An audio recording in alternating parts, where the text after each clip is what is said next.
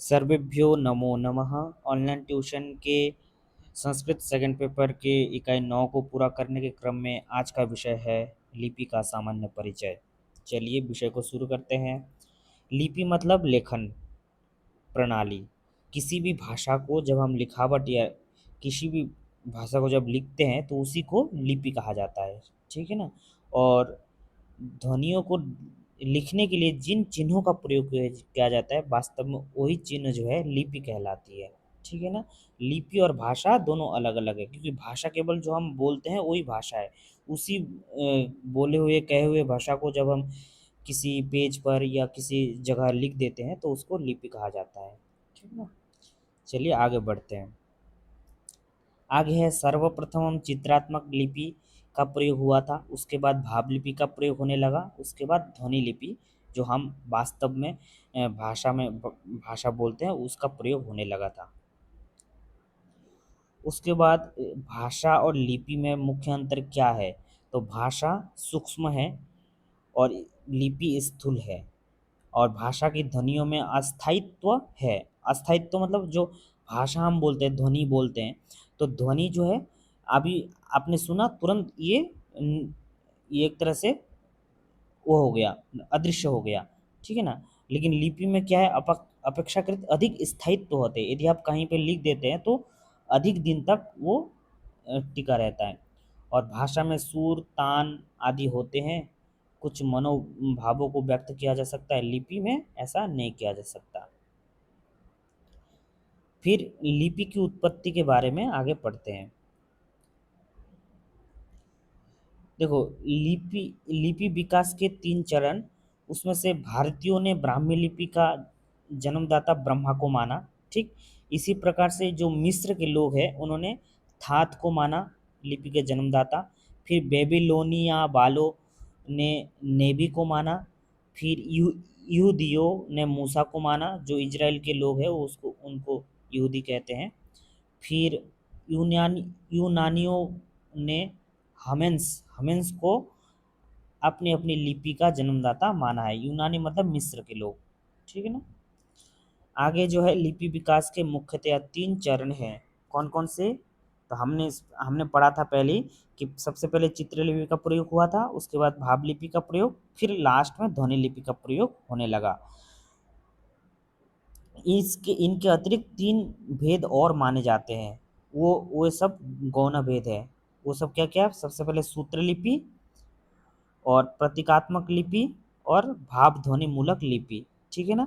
तो ये तीन लिपि के जो चरण हैं ये तीनों मुख्य हैं और बाकी ये तीनों गौण हैं। ठीक है ना।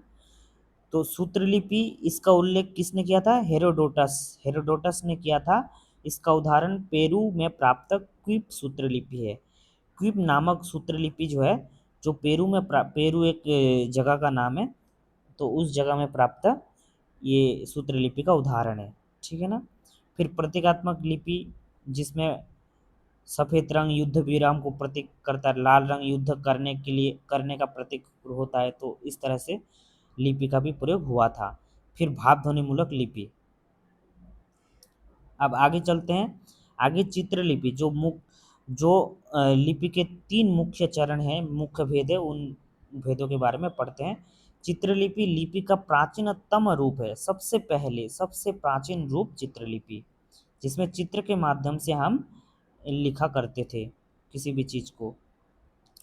फिर भाव लिपि, यह लिपि विकास का द्वितीय चरण है और भाव लिपि में चित्रों को सरल बनाया और साथ ही साथ उनसे संबंध अर्थ भी लिए गए।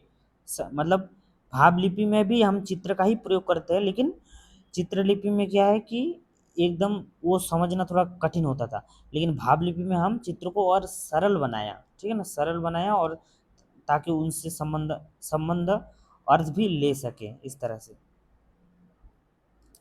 चीनी लिपि में आज भी अनेक ऐसे शब्द हैं जो भाव लिपि मूलक है। ठीक है ना।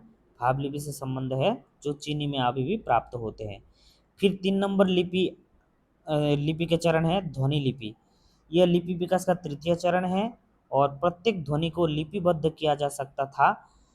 तो फिर प्रत्येक ध्वनि के लिए एक एक लिपि का आविष्कार हो गया। जैसे क के लिए हम लोगों ने आविष्कार किया देवनागरी में क ऐसे करके, है ना। और इसी प्रकार की लिपियां है देवनागरी, रोमन, अरबी, जितने भी आज वर्तमान में प्रचलित है सारे के सारे किस में आते हैं, ध्वनि लिपि में, लिपि के अंतर्गत आएंगे। चलिए आगे बढ़ते हैं। जो भी इम्पोर्टेंट इम्पोर्टेंट बात है उन्हीं बातों को हाईलाइट किया हुआ है और वही सब पढ़ते हुए हम आगे बढ़ते जा रहे हैं। ऋग्वेद में लिख धातु कई रूपों में प्रयोग कई रूपों का प्रयोग है। अथर्ववेद में 4 स्थानों पर लिखने की कला का उल्लेख है। तो वो 4 स्थान कौन कौन से अथर्ववेद के? अजेशम त्वासम लिखितम, सुलेख का वर्णन, यद यद द्यूतम लिखितम अर्पणेन, लेन देन का उल्लेख, अपशीर्षण्यम लिखात, ऊपर की रेखाएं, क एषाम करकरी लिखत चित्रात्मक लेख। ठीक है ना। तो ये 4 जो इम्पोर्टेंट लाइन है, मंत्र है, ये लाइन आपको नोट डाउन करके रखना है और याद भी रखना है कि ये अथर्ववेद से लिया गया है। क्योंकि कभी भी पूछ सकते हैं कि दे दिया कि ये वाक्य दे दिया, आप बोला कि ये किस वेद से संबंध है, तो आपको याद होना चाहिए कि अथर्ववेद से है। फिर ब्राह्मण ग्रंथों में लिख धातु का ये प्रयोग मिलता है। जैसे लिखति, लिखते, लिलेख, अलिखत, ये सब लिख धातु का प्रयोग हमको प्राप्त होता है। उसके बाद अथर्ववेद में अष्टकर्णी, अष्टकर्णी मतलब 1000 गायों के दान देने का उल्लेख है। फिर आगे है अक्षरेण मिमते सप्तबाणी, ये भी अथर्ववेद से लिया गया है। फिर आगे ग्रंथों का साक्ष्य। तो ग्रंथ ग्रंथ भी हमें प्राप्त होते हैं अलग अलग। जैसे बौद्ध ग्रंथ ब्रह्मजात सूत्र, ब्रह्मजाल सूत्र जो 6ठी शताब्दी ईसा पूर्व में प्राप्त हुआ था, इसमें अक्षरिका का उल्लेख है। अक्षरिका मतलब अक्षरिका, ठीक है ना, इस तरह से अक्षरिका लिखा था इस ग्रंथ में। फिर सुत्तांत जो जो 6ठी शताब्दी ईसा पूर्व है, इसमें भिक्षुओं को अक्षरिका खेल न खेलने का आदेश दिया था।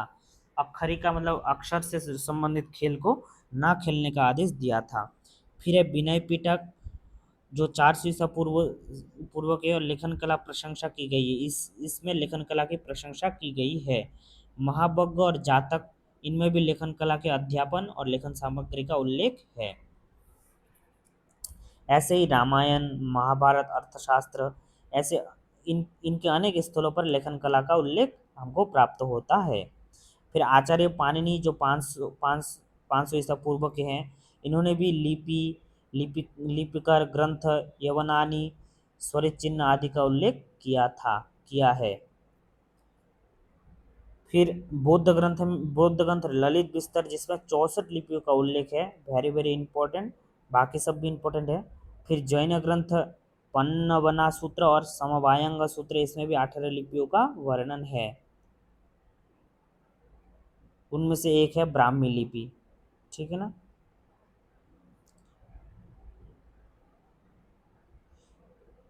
फिर आगे चलते हैं। आगे विदेशी लेखों का साक्ष्य, विदेशी लेख भी हमें प्राप्त होता है जिसमें लेखन कला के बारे में वर्णन है। जैसे सिकंदर के सेनापति नियारकस, ये 326 ईसा पूर्व के हैं, और इन्होंने जब भारत का वृत्तांत लिखा था, एरियन एरियन नामक एक पुस्तक लिखा था नियारकस ने, उसमें इंडिका में इसका सारांश दिया गया है। इसमें भारत में कागज आदि के उपयोग का ज्ञान होता है, ऐसा उल्लेख था। फिर मेगास्थनीस ने अपने ग्रंथ जो इंडिका है, इसमें भी इन्होंने लिखा था कि मील के पत्थर गड़े होने का उल्लेख हर एक सड़कों पर, मतलब जिसमें जन्म कुंडली का भी उल्लेख था। फिर है चीनी यात्री ह्वेनसांग, इसने इन्होंने भी भारत में लिपि ज्ञान की प्राचीनता का उल्लेख किया था। चीनी विश्वकोश फा युआन चू लिन में ब्राह्मी का उल्लेख है। इससे भी ये लेखन कला की प्राचीनता जो है स्पष्ट हो जाती है। आगे है ब्राह्मी लिपि। आप जो है हम ब्राह्मी लिपि के बारे में विस्तार से पढ़ने वाले हैं। ये पूर्णतः भारतीय लिपि है और सबसे प्राचीन लेख एरन एरन से प्राप्त सिक्का है, जिसमें ब्राह्मी लिपि का उल्लेख मिलता है, जो 350 ईसा पूर्व का है। तो आपको इसमें प्रश्न पूछा जा सकता है कि सबसे प्राचीन लेख कौन सा है ब्राह्मी लिपि का? तो आपको बताना है एरल शिलालेख, ठीक है ना। इसके पश्चात अशोक के शिलालेख आते हैं। उसके बाद और कुछ जो प्राचीन ब्राह्मी लिपि के शिलालेख है वो है भरहुत जो 150 ईसा पूर्व के हैं, हाथी गुम्फा जो 160 ईसा पूर्व के हैं, फिर घुसुंदी जो 250 ईसा पूर्व के हैं, दशरथ जो 200 ईसा पूर्व के हैं। ये सारे के सारे इंपॉर्टेंट है। फिर ब्राह्मी लिपि में 41 अक्षर है जो 9 स्वर है और 32 व्यंजन है। फिर आगे चलते हैं। आगे है अमर कोशकार अमर सिंह। इन्होंने क्या कहा, संस्कृत को ब्राह्मी एवं भारतीय अर्थात भारतीय भाषा कहा है, ठीक है ना। संस्कृत को ही इन्होंने ब्राह्मी लिपि कह लो, ब्राह्मी भाषा या भारतीय भारतीय भाषा कहा है। जैसे वाक्य आता है, ब्राह्मी तु भारतीय भाषा गिरवाण बानी सरस्वती, जो अमरकोश में लिखा गया है, ठीक है ना। ये वाक्य भी वेरी वेरी इंपॉर्टेंट है। तो आज की कक्षा यहीं तक है, और इसके आगे अगली कक्षा में हम जो है ब्राह्मी लिपि की उत्पत्ति, जो वेरी वेरी इंपॉर्टेंट विषय है, इस विषय के बारे में पढ़ेंगे।